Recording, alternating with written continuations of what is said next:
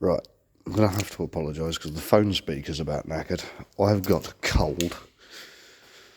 But I want to see if this does what it did to me the other morning.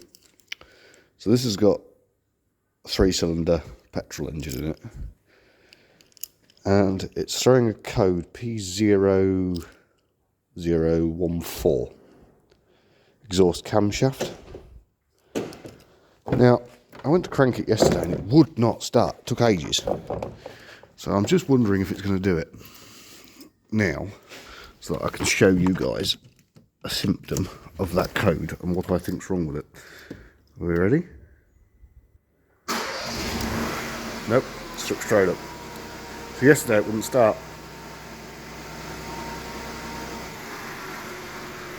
But as you can see, we've got the fuel light on. I cleared the light, but the code is already pending. The engine's very slow to rev. Yeah, I mean very slow. As in, if I, right, so foot down, foot off. I think what's happened to this one, so when the fault occurred, the customer's actually already been through and done the parts changing. They've put new camshaft phaser solenoids in. They've put new camshaft position sensors in, and they've still got the same problem. Well, this engine is the same as a video I did a couple of years ago that still gets quite a lot of views. And it's the 1.2 PureTech. So I'll pop the bonnet and I'll show you. Like I say, I do apologise for the rattling through the phone, but my new one hasn't arrived yet. Don't leave the key in the Vauxhall. Never leave the key in the car, because it will decide that it wants to do it. So this is a 70 plate. This is a bit newer than that other one. What was the other one? The other one I did, I think, was an 18. Oof. Why have I lost? There it is.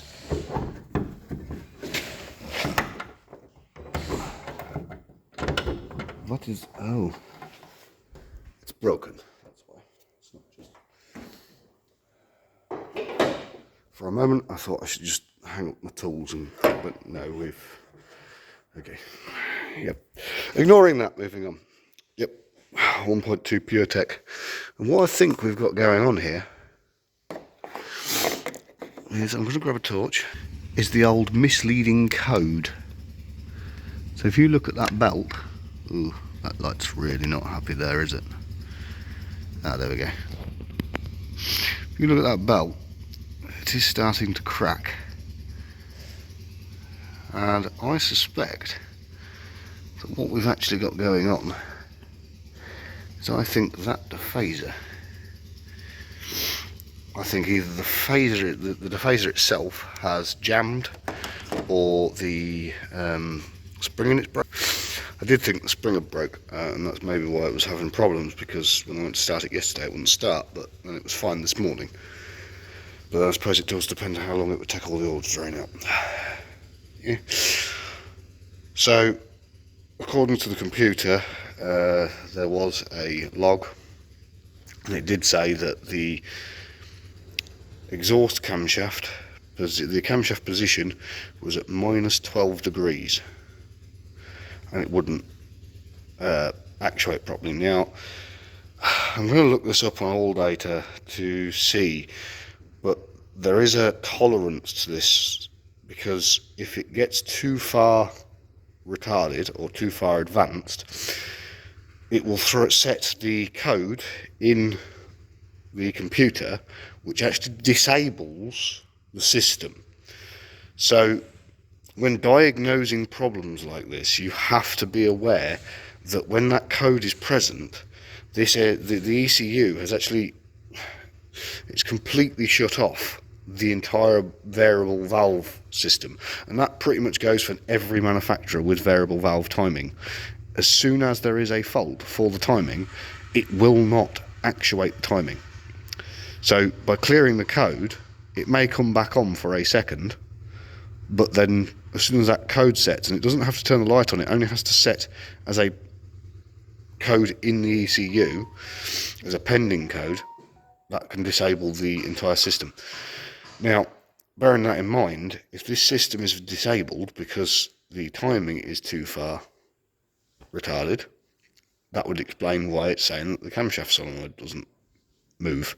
It's actually because it's trying to, and then it realises that everything's too far out of whack and then just stops it. So what we're going to have to do with this particular engine is we're going to have to pull off the rocker cover and pull on and basically time up the engine.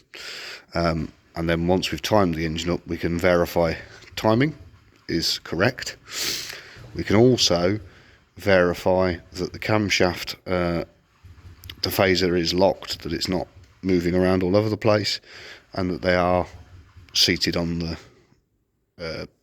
sprockets are seated correctly, because as far as I remember, I think these ones aren't dowelled or pinned to the cam, because when you time them, what you're supposed to do is you're supposed to pull the pulleys off, then you put the belt in with all the timing set on, locks in, and then what you do is you set the tension on the belt, then tighten the bolts in the end of the crank, in the end of the camshafts. That sets the timing. So you can change that, and I have seen people change the timing belt without undoing the bolts. That's all very well and good, but your timing will never be perfect, because this is probably looking for the dephasers to be at 0 when it's idling, because as well also phasers don't tend to actually actuate or move until the engine's at operating temperature. So that would mean that as this throws the code when the engine's cold, that I'm leaning towards it being a timing error, just because of a swollen belt, I'm guessing. These did suffer from it years ago, and I'm assuming they're no better now. It did say there's 3 bar of oil pressure. I know the belt does have a habit of shredding into the sump and blocking the pickup tube. I don't think that's the case with this one. It's still got 3. It had 3 bar of oil pressure when the fault occurred, and 3 bar of oil pressure should be plenty of pressure to move the variable valve timing around, unless we've got a problem with the seals on the cams, but that's a whole different story. First thing we need to do is pull it apart and check timing and verify that everything is as it should be. This will be part 1. I will probably do a part 2 and maybe even a part 3. The part 2 will be once it's apart, we will verify timing and show you what we find. And then part 3 will be it back together and hoping that we've actually managed to get to the bottom of the problem. But thanks for watching. Keep your eye out for the next instalment, and we'll catch you on the next one.